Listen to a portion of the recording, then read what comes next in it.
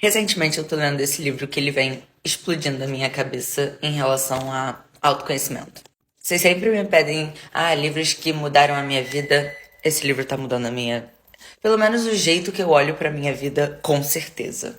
Coragem de não agradar o livro. Por que que ele tá mudando a minha vida, LOL? Eu vou tentar explicar. Ok. Eu sou da linha de Freud, ou seja, psicanálise. Ou seja, eu sempre tive muita dificuldade de entender por que que eu faço as coisas que eu faço, pelo menos, tipo, há um tempo atrás, quando eu realmente ativamente quis entrar dentro dessa jornada de autoconhecimento, de entender, tipo, quem é a Carol, o que que a Carol pensa, o que que a Carol faz, o que que a Carol quer, como é a Carol nesse mundo. A Carol é um ser individual. Quem é a Carol? E eu, assim, eu nunca tive uma conexão muito grande com espiritualidade, eu sentia que a minha vida me levava assim. Olha, eu contextualizando a minha vida inteira, mas pra vocês entenderem a importância desse livro. Vou ir mais rápido. E aí eu sempre gostei muito da linha da psicanálise porque ela meio que contextualizava, tipo, olha, a sua criação, as suas cicatrizes, os seus traumas, as suas vivências fazem você entender a realidade do jeito que ela é. Porque, basicamente, em termos muito leigos, tipo, se seus pais protegiam muito, cuidavam muito de você, não deixava você se esforçar pra fazer as coisas. Provavelmente você se tornou um adulto que tem dificuldade de fazer essas coisas por você mesmo, porque foi a forma que você foi criado, você nunca teve que lidar com esses tipos de estímulo durante a sua vida, e isso traduz na forma que você vê a vida, na forma que você vai se comportar como um adulto. E aí chegou Adler, que é um outro psicólogo da mesma linha de Freud.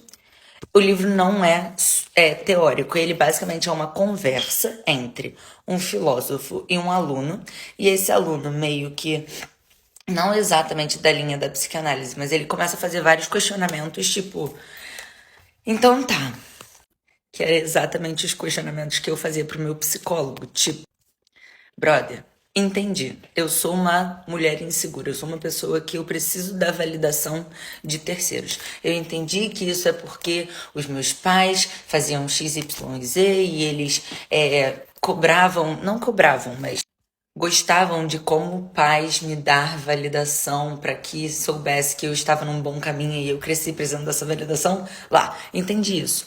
Como eu me tiro desse estado? E meu psicanalista sempre falava, tipo, cara, é um processo a longo prazo, só de você trazer isso pra sua consciência já é um passo em direção a, tipo, o caminho que você quer ser, a gente tá entendendo, tudo bem.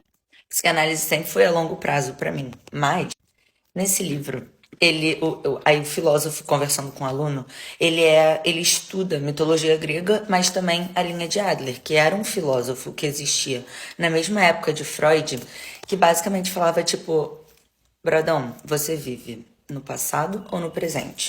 Eu não desconsidero as suas vivências, as suas experiências, as suas cicatrizes. É óbvio que elas estão ali, mas você vive no presente.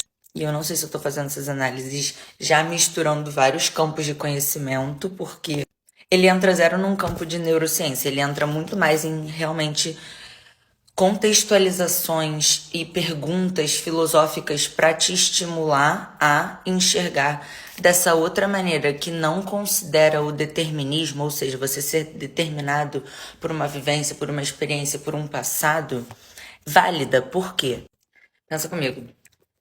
Meu passado existe e eu tenho os meus traumas, as minhas cicatrizes, as minhas seguranças, mas se eu fechar os olhos agora e eu botar na minha cabeça, a partir do dia de hoje eu não preciso mais da validação das pessoas e abrir o olho e essa ser a minha nova realidade, isso só depende de mim, isso só depende do meu controle. Eu não tô falando que ele não tá falando que as experiências não são fortes e não são marcantes e não são cicatrizes realmente válidas para que você acredite que o que aconteceu no seu passado vai se repetir no seu futuro. Não é isso. Ele fala que exige coragem, ou seja, para você criar uma nova realidade de fato, por ser novo, o termo já diz, é desconhecido, é imprevisível, é algo que você não conhece. E por isso dá um medo do caçamba. E por isso exige muito mais coragem do que você se manter dentro da sua zona de conforto, porque é o que você conhece a sua vida toda. E o ser humano, a, a a principal característica do ser humano é que a gente foge do desconforto. A gente não tá afim de passar frio, a gente não tá afim de passar fome, a gente não tá afim de passar por situações que exigem mais do que talvez a gente já conhece, talvez a gente já é bom. Óbvio, existem várias pessoas, brother, meu namorado é uma pessoa que ele não se incomoda com desconforto. Óbvio que ele não ama, mas ele é uma pessoa que não é invalidada pelo desconforto, ou seja, ele gosta de desafios. Ele é uma pessoa que, tipo, quando ele perde várias vezes, ele não olha isso como uma coisa ruim, desestimulante. Ele fala, tipo, preciso melhorar pra eu conseguir passar esse desafio. Iluminado. Mas eu, no caso, por exemplo, eu sempre fui muito ruim em cálculo. E eu passei a me considerar uma pessoa ruim em cálculo. Ao invés de olhar pra isso como um desafio de, tipo, preciso melhorar em cálculo, eu passei a falar, sou ruim em matemática, não sou de humanas. E aí, se você acompanha até agora, obrigada porque você é cabeçudo igual a mim.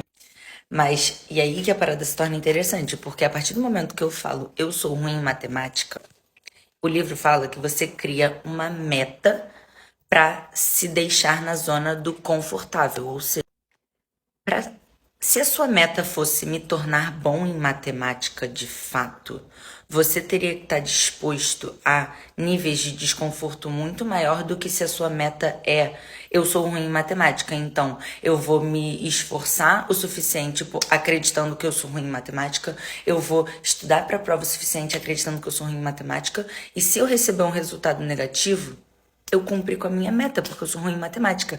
Mas se a minha meta for de fato, eu quero me tornar bom em matemática, eu vou ter que passar talvez por o desconforto de eu estudar pra caçamba e ainda não ser boa, e lidar com o desconforto de fato, eu ainda precisar estudar mais porque o que eu achei que era o necessário pra eu chegar aqui não era. Eu vou ter que lidar com o desconforto de passar muito mais horas me esforçando pra alguma coisa do que provavelmente pra outras coisas. Então, para você alterar a meta, para de fato ser uma coisa que vai mudar a sua vida, você tem que ter coragem, porque você vai ter que estar lidando com essa parte aqui que é desconfortável pra caçamba. Mas não é impossível, no sentido de que isso só depende de você. Então, quando a gente usa, ele contrasta muito em relação à psicanálise, porque ele fala, tudo bem você entender o porquê que você é do jeito que você é até hoje, e, na verdade, essa é a minha análise.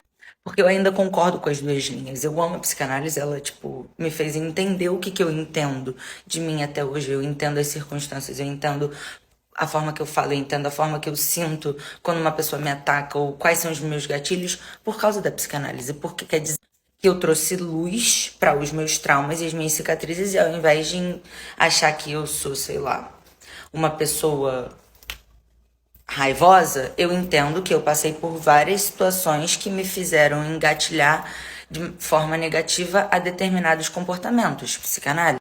Só que Adler fala que, ok, mas a partir de hoje você não precisa mais ser assim. Você não precisa mais acreditar que você é isso por causa do seu passado, porque a partir de hoje você tem a chance de criar uma nova meta, mas vai exigir coragem de você para entender que o seu passado não te define. E de fato, ele não define o seu futuro, pelo menos, se você tiver coragem de passar desse desconforto, de sair dessa caixa confortável que você esteve até hoje para se botar em novas situações e, de fato, alterar o seu destino no caminho que você quer ir.